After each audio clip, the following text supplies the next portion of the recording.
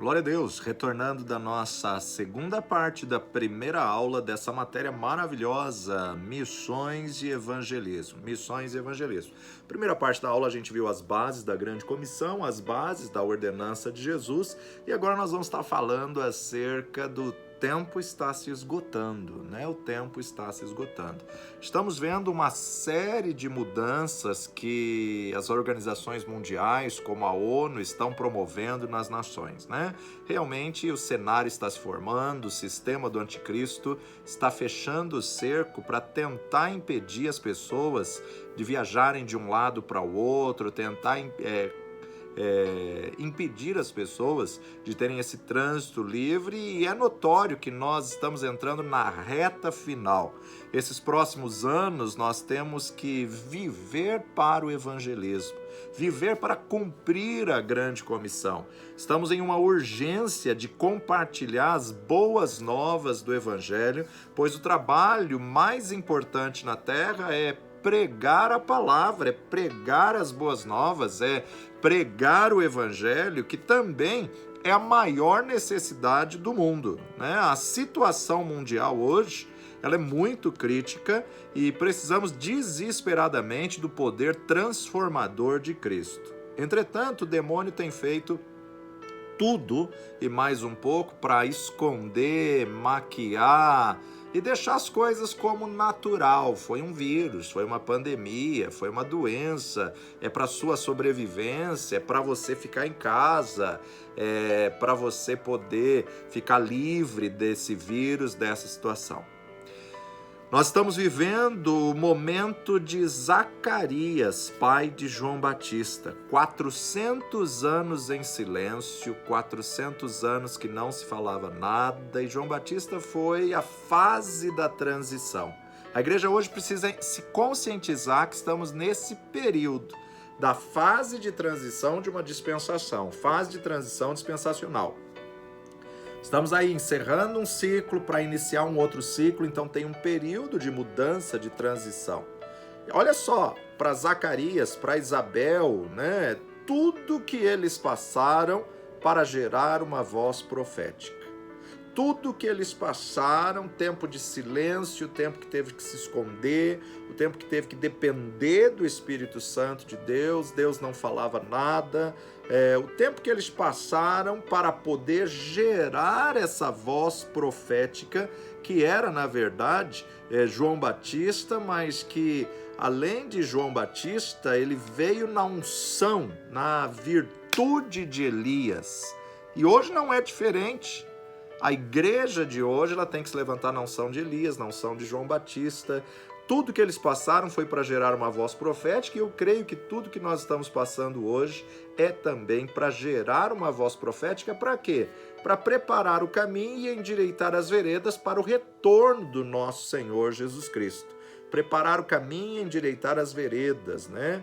E isso desata, na verdade, um assassinato ou um infanticídio, na verdade, um infanticídio em massa contra essa nova geração através do aborto e através aí dessa situação da investida contra essa nova geração. Não foi diferente o que aconteceu no nascimento do nosso Senhor Jesus Cristo, né? Quando Jesus nasceu, olha lá, Mateus capítulo 2, verso 16. Então Herodes, vendo que tinha sido iludido pelos magos, irritou-se muito e mandou matar todos os meninos que havia em Belém e em todos os seus contornos de 2 anos para baixo, segundo o tempo que diligentemente inquirira dos magos. Então se cumpriu o que foi dito pelo profeta Jeremias, que diz: em Ramá se ouviu uma voz, lamentação e choro e grande pranto. Era Raquel chorando seus filhos e não querendo ser consolada, porque já não existiam. Mas também isso aconteceu no nascimento de Moisés, né? Moisés, quando Faraó mandou matar todos os meninos das hebreias, mandou tirar a semente, matar todos os meninos das hebreias, porque um libertador estava nascendo. Quando Moisés, o libertador, estava nascendo, quando Jesus, o Salvador, estava nascendo, e agora que estamos aí às vésperas da geração que vai ser a geração do avivamento, geração de Joel 2, a geração que vai vir na virtude de Elias, no poder de João Batista, o sistema também tenta matar uma geração.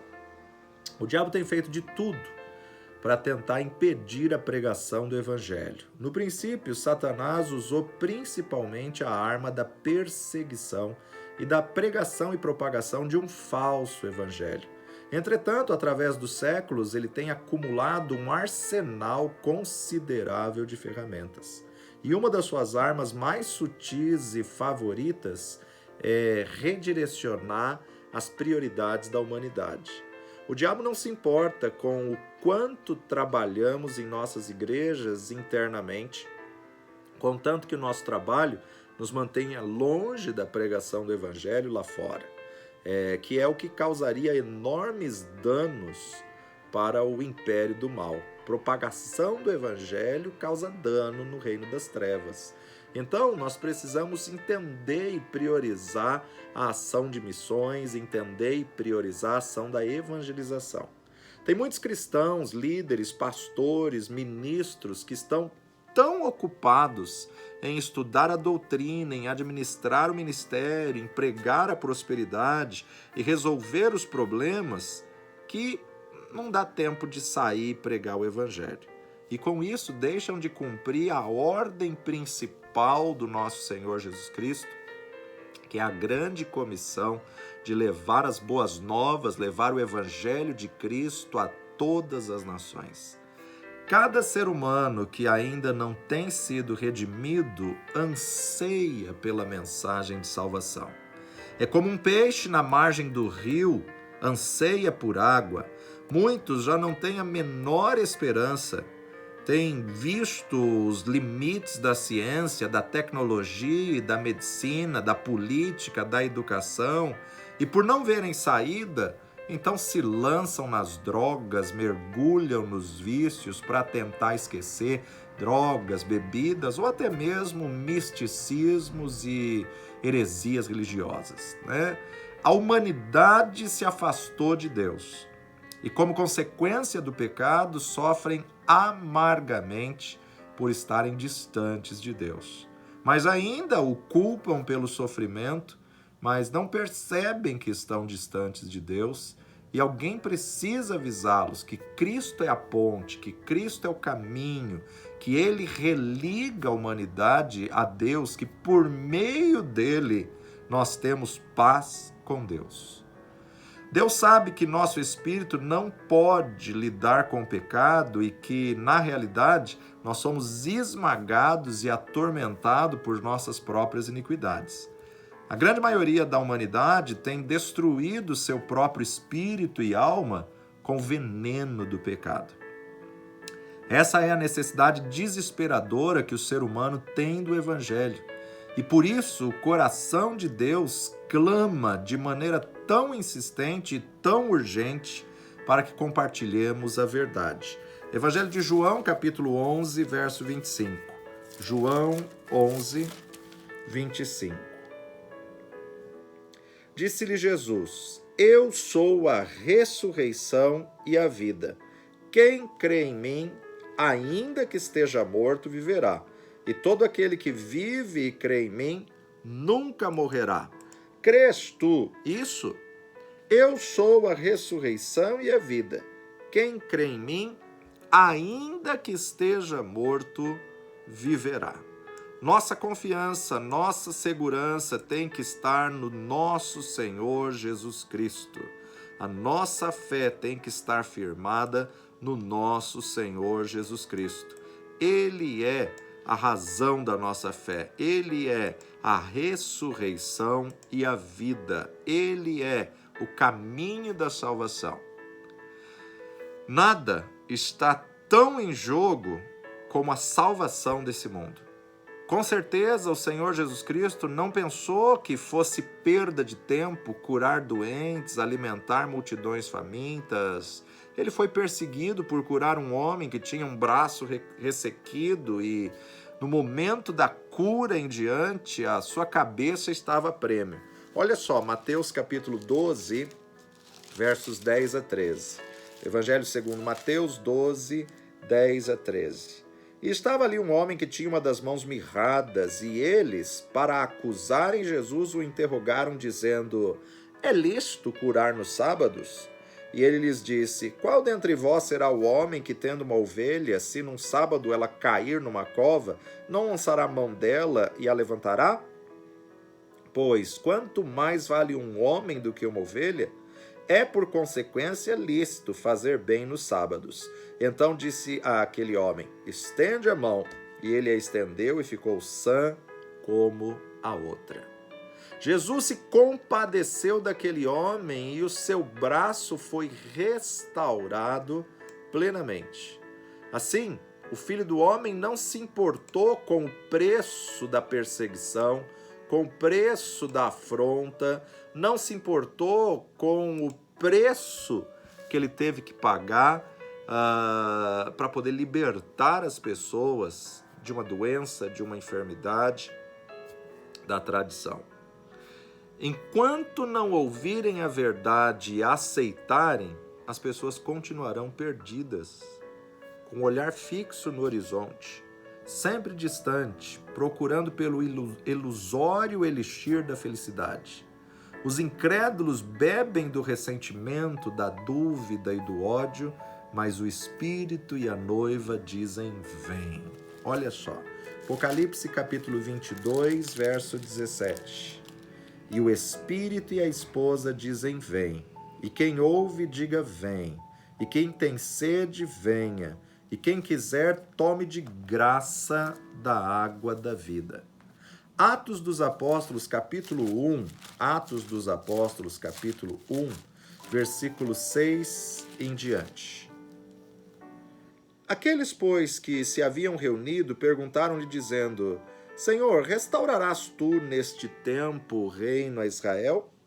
E disse-lhes: não vos pertence saber os tempos ou as estações que o Pai estabeleceu pelo seu próprio poder, mas recebereis a virtude do Espírito que há de vir sobre vós, e ser-me-eis testemunhas, tanto em Jerusalém como em toda a Judéia e Samaria, e até aos confins da terra.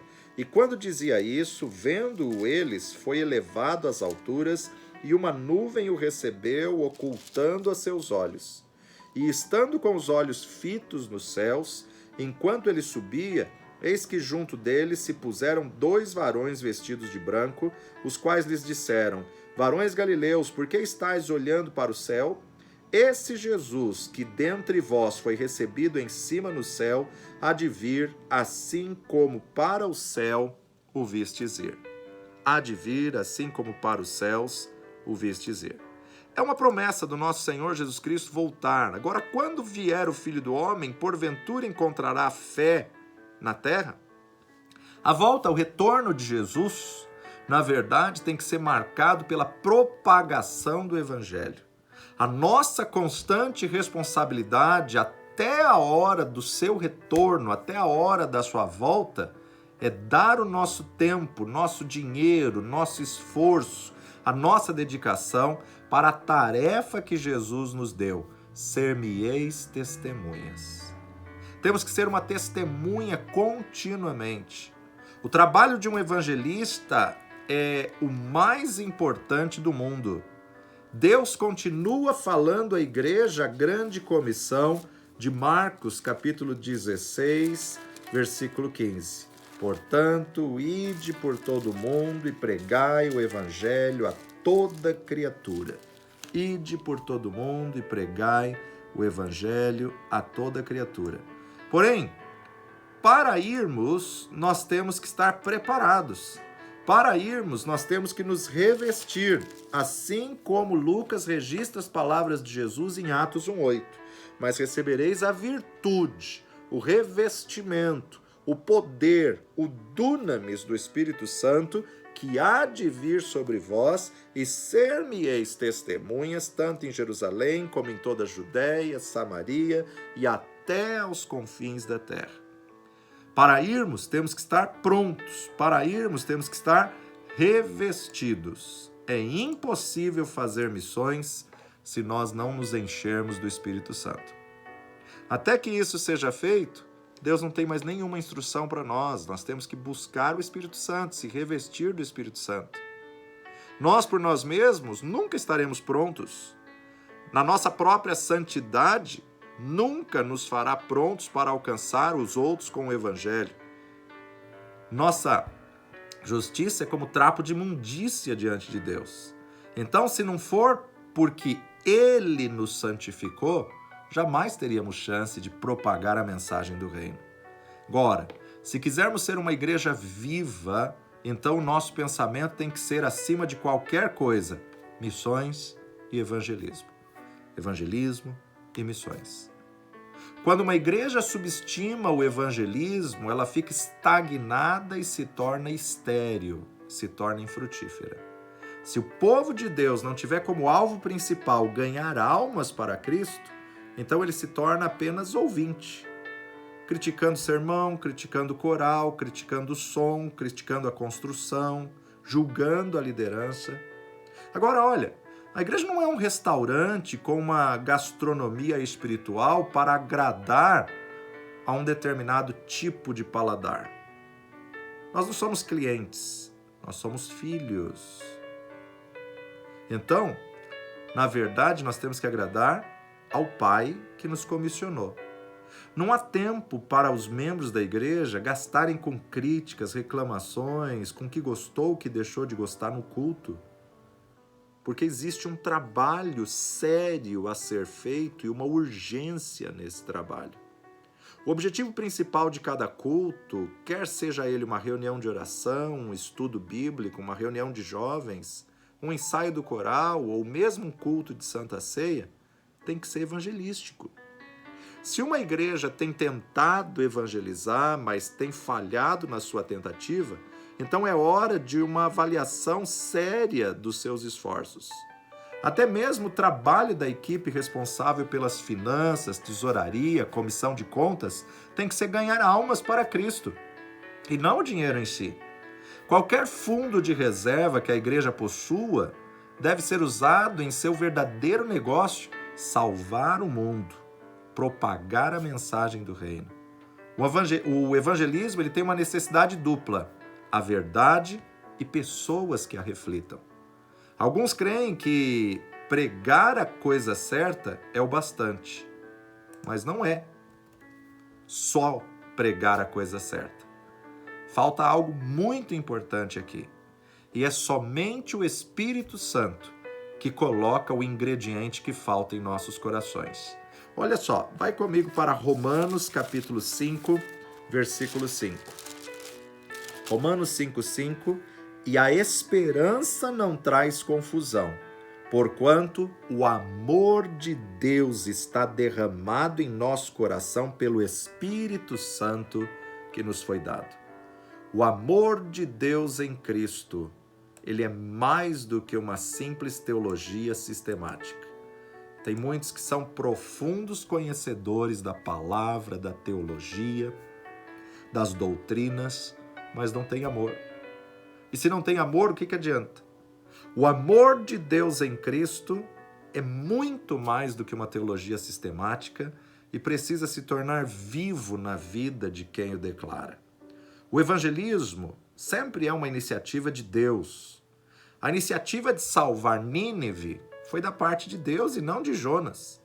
Afinal, o Senhor não desejava a morte daqueles ninivitas, assim como ele não deseja a morte de nenhum homem, mas sim que todos venham ao arrependimento. Foi isso que Pedro escreveu em sua segunda epístola, 2 Pedro capítulo 2, versos 9. 2 Pedro 2,9. Assim, sabe o Senhor livrar da tentação os piedosos e preservar os injustos para o dia do juízo para serem castigados, mas principalmente aqueles que, segundo a carne, andam em uma concupiscência de imundícia e desprezam as dominações. Atrevidos obstinados não receiam blasfemar das autoridades, enquanto os anjos, sendo maiores em força e poder, não pronunciaram contra eles juízo blasfemo diante do Senhor.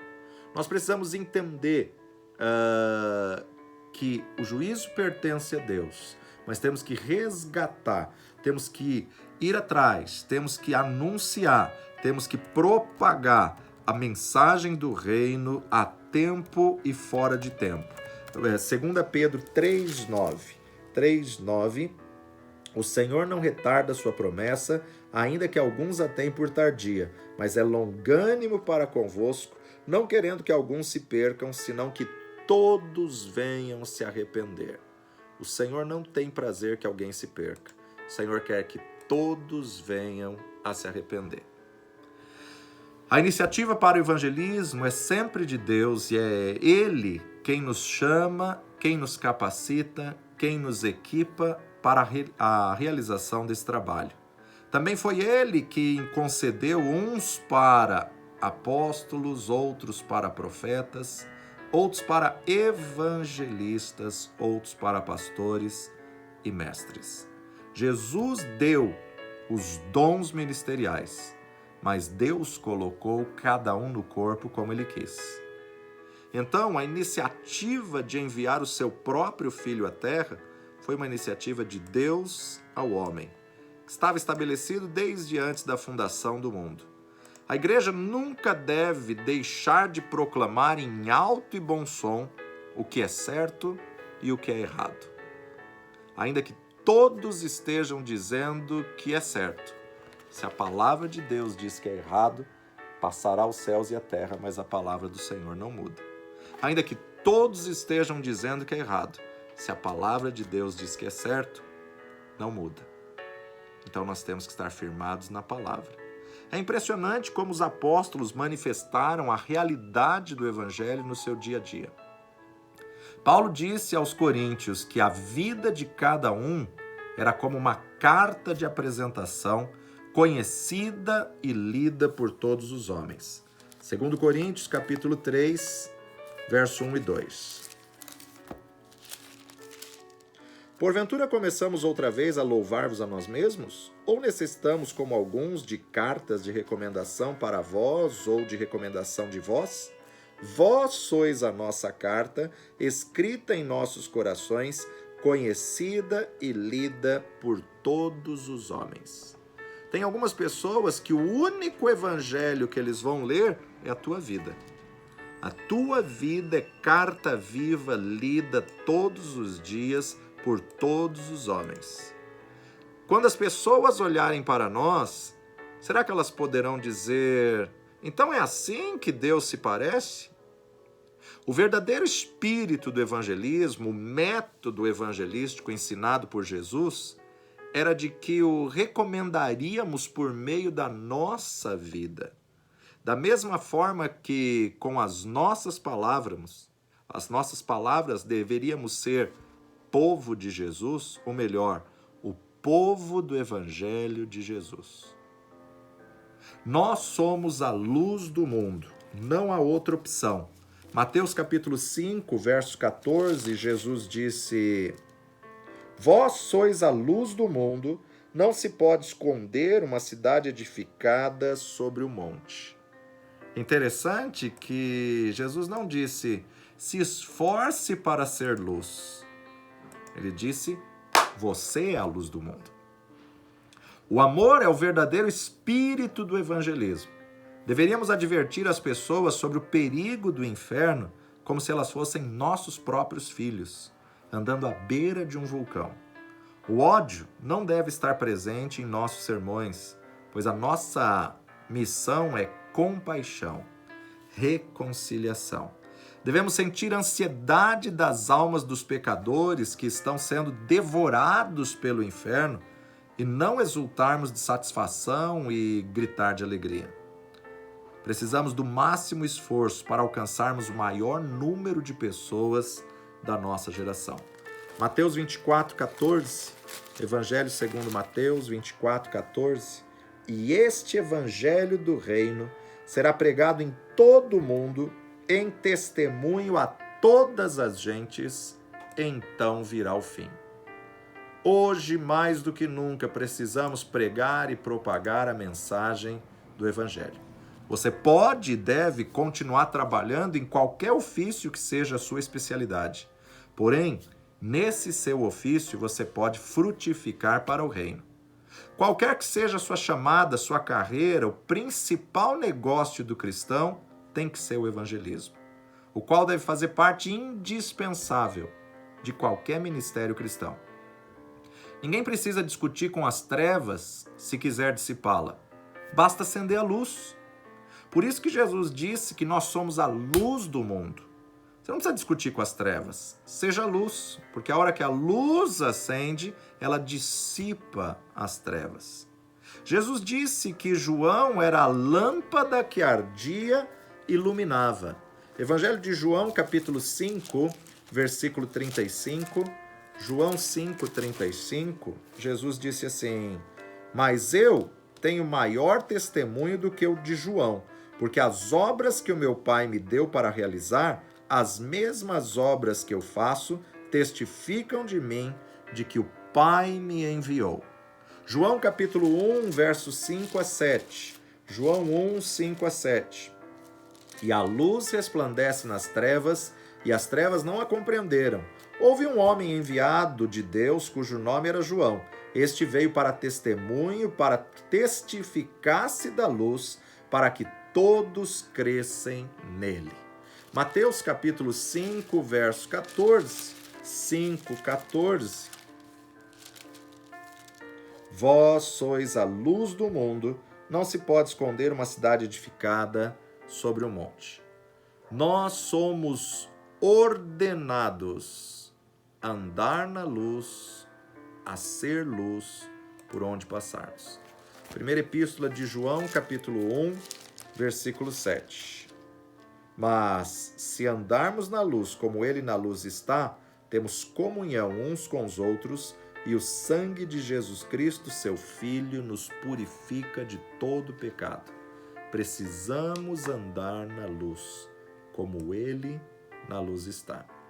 Caso contrário, não haverá luz. Lucas capítulo 11, verso 35, Evangelho segundo Lucas 11, 35. Jesus disse: vês, pois, que a luz que há em ti não sejam trevas. Se, pois, todo o teu corpo é luminoso, não tendo em trevas parte alguma, todo será luminoso, como quando a candeia te alumia com o seu esplendor. Cuidado que a luz que há em ti não sejam trevas, porque senão, quão grandes trevas serão. Um mundo espiritualmente perdido depende dos refletores de luz. Se escondermos o Evangelho, ele continuará escondido daqueles que estão perdidos. Mas Deus nos capacitou, nos chamou e nos ordenou que nós anunciássemos e propagássemos a mensagem do Evangelho. 2 Coríntios capítulo 4, 3 a 6. Mas se ainda o nosso Evangelho está encoberto, para os que se perdem está encoberto, nos quais o Deus deste século cegou os entendimentos dos incrédulos, para que não lhes resplandeça a luz do Evangelho da glória de Cristo, que é a imagem de Deus. Porque não nos pregamos a nós mesmos, mas a Cristo Jesus, o Senhor, e nós mesmos somos vossos servos por amor de Jesus.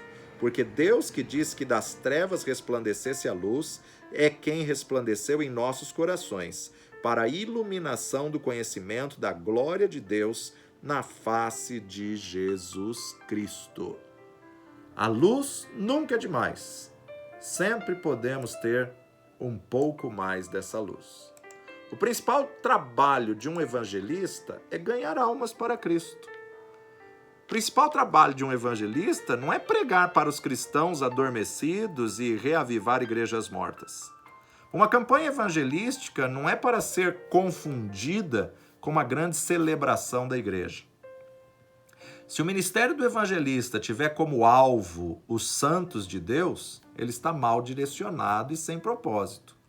O dom do evangelista é dado pelo Senhor para que aquele que o possui vá em busca de homens e mulheres que ainda não se converteram. O evangelista tem que trabalhar fora das quatro paredes, fora da igreja, fora do púlpito, evangelizar, ganhar vidas. A igreja é a sociedade responsável pela propagação do evangelho.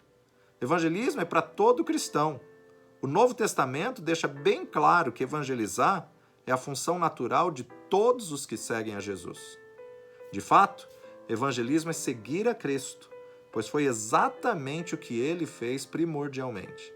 A fé e a sua propagação são os dois lados da mesma moeda. O cristão não tem a opção, ele tem que estar engajado em contar aos outros acerca da sua fé ou estar envolvido de alguma forma e verdadeiramente ser testemunha de Cristo. Romanos capítulo 10, verso 15. Como pregarão se não forem enviados, como está escrito? Quão formosos os pés dos que anunciam a paz, dos que anunciam coisas boas. Quando Jesus falava sobre a sua missão e de sua igreja, ele falava sobre pastoreio, sobre colheita e sobre pesca. Cristo queria atrair as pessoas para si. E se elas eram mais parecidas como ovelhas, ou como peixes, ou como trigo, não faz a diferença nesse sentido. Este continua sendo seu grande propósito e deveria ser o nosso também. Nessa visão, o Senhor chamou pescadores e os fez pescadores de homens. Mas também mandou eles lançarem as suas redes e elas sempre vieram cheias de peixes, tendo em vista que serão pescadores de homens. Olha só, Lucas capítulo 5, a partir do versículo 1, a pesca maravilhosa, os primeiros discípulos. E aconteceu que, apertando a multidão para ouvir a palavra de Deus, estava ele junto ao lago de Genezaré, mar da Galileia, e viu estar 2 barcos junto à praia do lago, e os pescadores, havendo descido deles, estavam lavando as redes. E, entrando num dos barcos, que era o de Simão, pediu-lhe que o afastasse um pouco da terra, e, assentando-se, ensinava do barco à multidão. E quando acabou de falar, disse a Simão: Faze-te ao mar alto e lançai as vossas redes para pescar. E, respondendo Simão, disse-lhe: Mestre, havendo trabalhado toda a noite, nada apanhamos, mas porque mandas, lançarei a rede. E fazendo assim, colheram uma grande quantidade de peixes, e rompia-se-lhe a rede. E fizeram sinal aos companheiros que estavam no outro barco para que os fosse ajudar. E foram e encheram ambos os barcos de maneira tal que quase iam a pique. E vendo isso, Simão Pedro prostrou-se aos pés de Jesus, dizendo: Senhor, ausenta-te de mim, porque sou um homem pecador. Pois que o espanto se apoderara dele e de todos os que com ele estavam, por causa da pesca que haviam feito. E de igual modo também Tiago e João, filhos de Zebedeu, que eram companheiros de Simão, e disse-lhe Jesus a Simão: Não temas, de agora em diante serás pescador de homens. E levando os barcos para a terra, deixaram tudo e o seguiram. Interessante que o que eles mais queriam era uma pesca, era ter peixes naquele dia. E a hora que tiveram uma pesca maravilhosa, deixaram tudo e seguiram o Mestre. Evangelho de João, capítulo 21, versículos de 1 a 14. Depois disso, manifestou-se Jesus outra vez aos discípulos junto ao mar de Tiberíades e manifestou-se assim. Estavam juntos Simão Pedro e Tomé, chamado Dídimo, Natanael, que era de Caná da Galileia, e os filhos de Zebedeu e os outros 2 dos seus discípulos. Disse-lhe Simão Pedro, vou pescar. Disseram-lhe eles, também nós vamos contigo. Foram e subiram logo para o barco, e naquela noite nada apanharam. Sendo já manhã, Jesus se apresentou na praia, mas os discípulos não conheceram que era Jesus. Disse-lhes, pois, Jesus: Filhos, tendes alguma coisa de comer? Responderam-lhe, não. E ele lhes disse: Lançai a rede à direita do barco e achareis.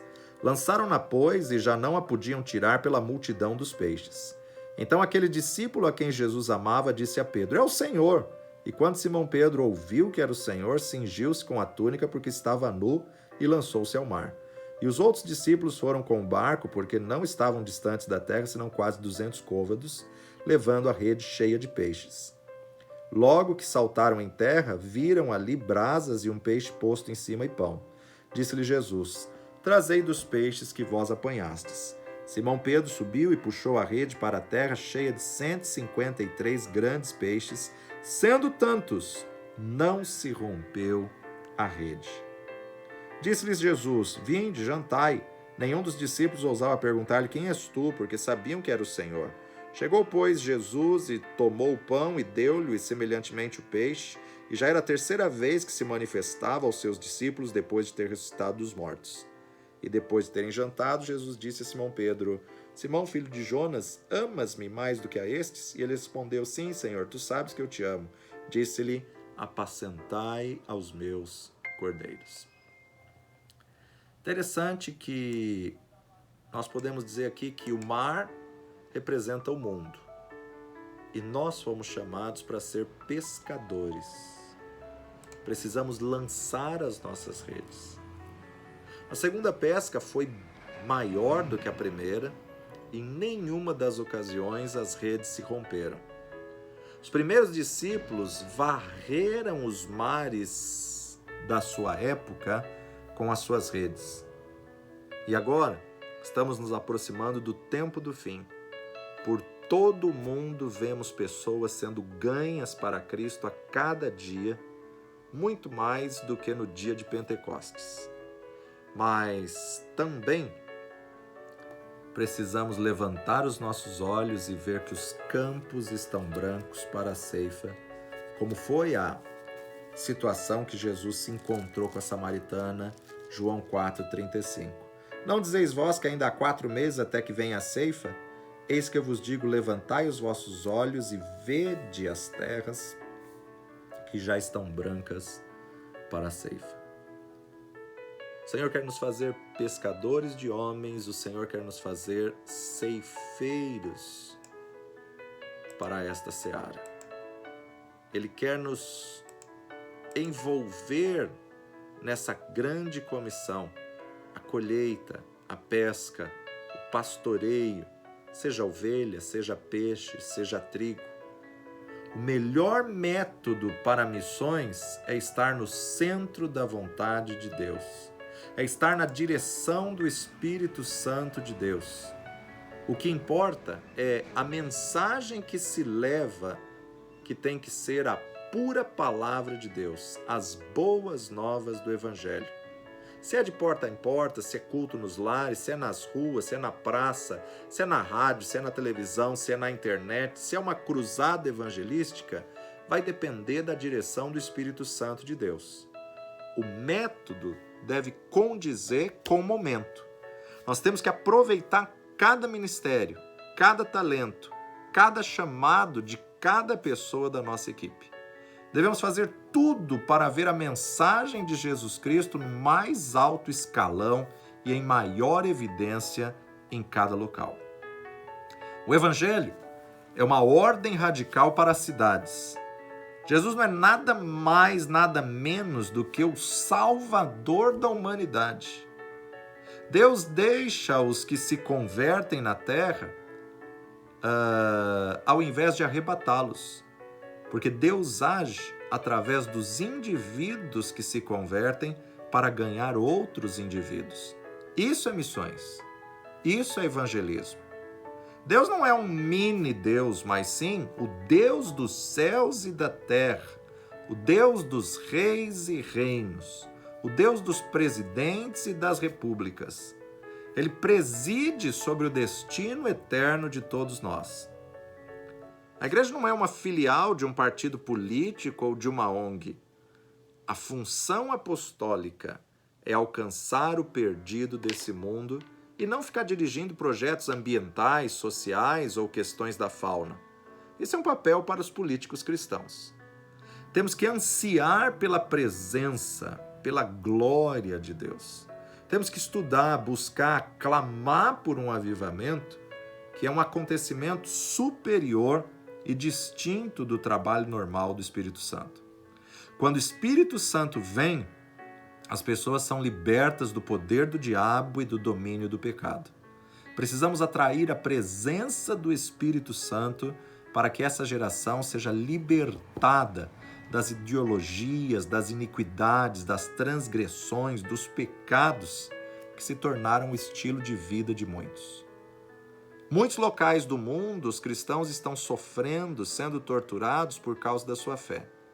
As pessoas que amam a Jesus têm que estar dispostas a morrer por ele, como aconteceu a inúmeros seguidores de Cristo, principalmente quando entramos nesse período escatológico e o nosso Senhor Jesus Cristo já nos deixou avisado. Muitos serão odiados e serão entregues nos tribunais por causa do meu nome. Isso não pode nos parar, isso não pode nos intimidar.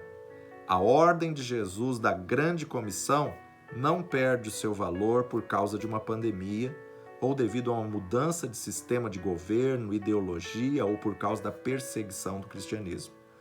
Nós temos que continuar, através do evangelismo, de todos os meios, tipos e formas possíveis, e não só continuar, mas intensificar missões e evangelismo. Aumentar quanto mais vai se aproximando aquele dia, aumentar aí as estratégias de evangelização. Não existe avivamento sem a pregação do verdadeiro evangelho. É claro que a oração precede o avivamento, mas o avivamento ele é ativado através da ação de ir, levantar, pregar o evangelho do nosso Senhor Jesus Cristo. Hoje nós terminamos a aula por aqui, mas que você possa refletir no chamado do Senhor, na importância do cumprimento da grande comissão. Portanto, ide por todo mundo e pregai o evangelho a toda criatura. Pai de amor e Deus bendito, graças te damos porque não escolhemos nós a ti, mas o Senhor escolheu a nós, nos chamou e nos nomeou. Desafia-nos a cada dia, capacita-nos, reveste-nos, perdoa as nossas falhas e fraquezas, aviva-nos, Senhor, desperta-nos, ó Pai, a cada dia para o cumprimento da grande comissão. Abençoa cada um que ouve esse áudio, manifesta a tua glória e o teu poder no precioso nome de Jesus. Amém. Valeu demais você estar junto conosco, que Deus te abençoe poderosamente, temos mais aulas pela frente. Não perca nenhuma aula, assista e reassista quantas vezes for necessário para que você possa ser abençoado com a palavra de Deus. Deus te abençoe, até a próxima.